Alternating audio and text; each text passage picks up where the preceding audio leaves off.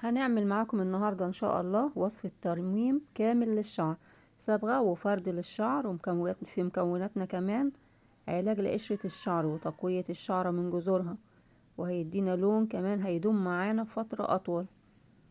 يلا بينا نشوف المكونات بتاعتنا ايه هي. متنسوناش في اللايك. وصفة جميلة جدا جدا ولون طبيعي بدون اي مكونات ضارة للشعر.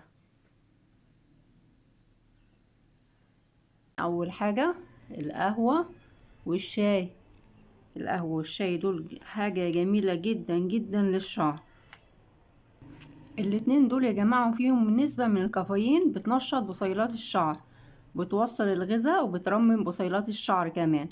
الوصفة ديت حلوة جميلة جدا جدا لشيب الشعر وتغطية شيب الشعر وبتقوي الشعر من جذورها.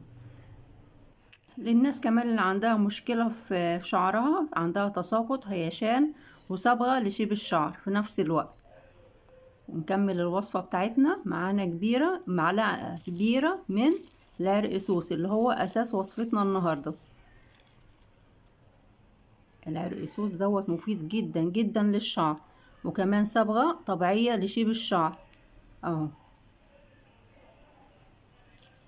حط كمان عليه نص معلقة عشان دي أهم حاجة في الوصفة بتاعتنا، العرق سوس اهو. العرقسوس يا جماعة من الحاجات الطبيعية لشيب الشعر، لعلاج شيب الشعر. وعشان كمان الوصفة بتاعتنا تكمل معانا معلقة من بذر الكتان. بذر الكتان دوت بيدي نعومة جامدة جدا جدا للشعر اهو. عايزين بقى نكمل الوصفة بتاعتنا. ده جميل جدا يبقى لشيب الشعر ونعومة كمان لشيب الشعر.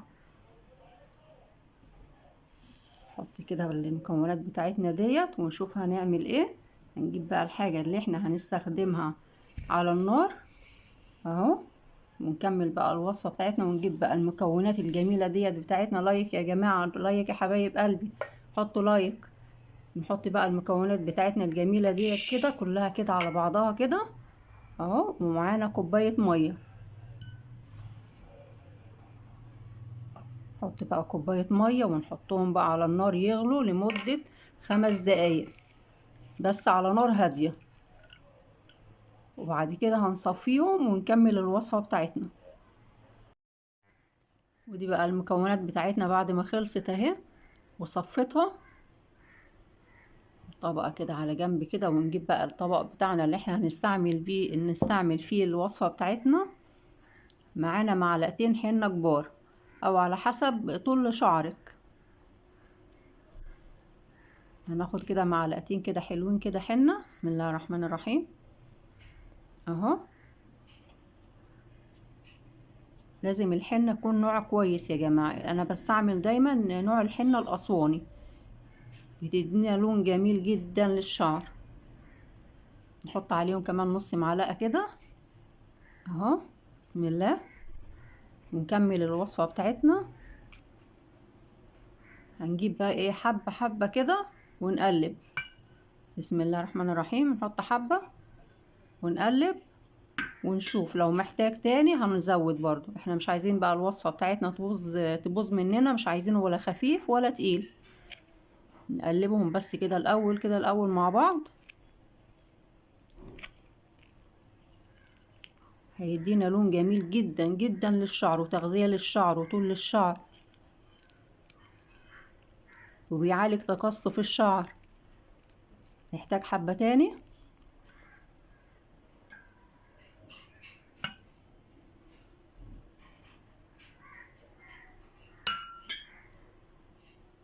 ونقلبهم برضو.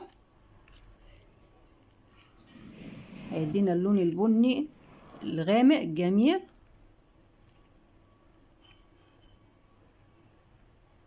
هقلبهم كده كويس قوي كده. بعد ما قلبتهم بقى كويس اهو، هنحط بقى عليهم ايه تاني معلقة صغيرة من البن عشان يدينا بقى اللون البني الجميل كده للشعر، لشيب الشعر. معلقة صغيرة بس. ونقلبهم برضو كويس مع بعض.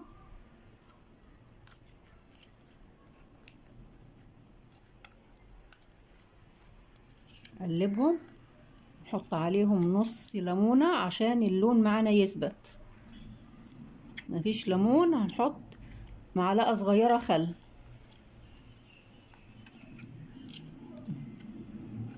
ده بعد ما قلبتهم كويس اهو، نحط بقى نص ليمونة عليهم كده،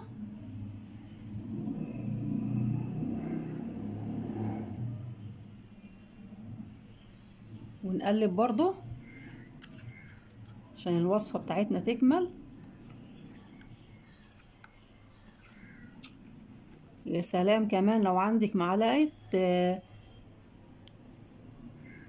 معلقة حمام كريم، ناخد منه معلقة صغيرة برضو ده مش ضروري، بس هيدينا بقى نعومة، هيبقى الشعر سهل التسريح وهيدينا لمعان للشعر. هناخد منه بس معلقة كده صغيرة كده، مش لازم نشتري برطمان. في اكياس بتتباع ب2 جنيه، ساعات برضو بنجيب الكيس اللي هو ب2 جنيه، او من عند العطار في برضو سايب بنجيبهم برضو من عند العطار.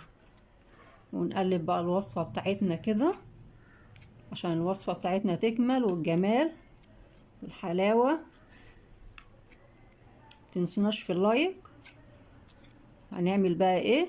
هنسيب الوصفة بتاعتنا ديت، هنغطيها بكيس وهنسيبها لمدة ساعتين 3 عشان يدينا لون جميل للشعر، يعني تخمر.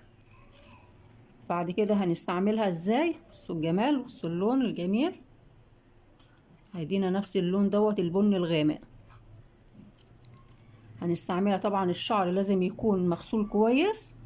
هنستعمل الوصفة بتاعتنا ديت من فوق لتحت، هناخد خصلة خصلة لحد لما نغطي الشعر كله، وهنسيبه بقى نغطيه بكيس عندنا يكون نظيف، وهنسيبه برضو على الشعر لمدة ساعة ساعتين 3. كل ما تسيبيه كل ما هيدينا نتيجة احسن.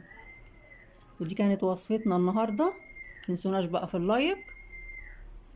السلام عليكم ورحمة الله وبركاته.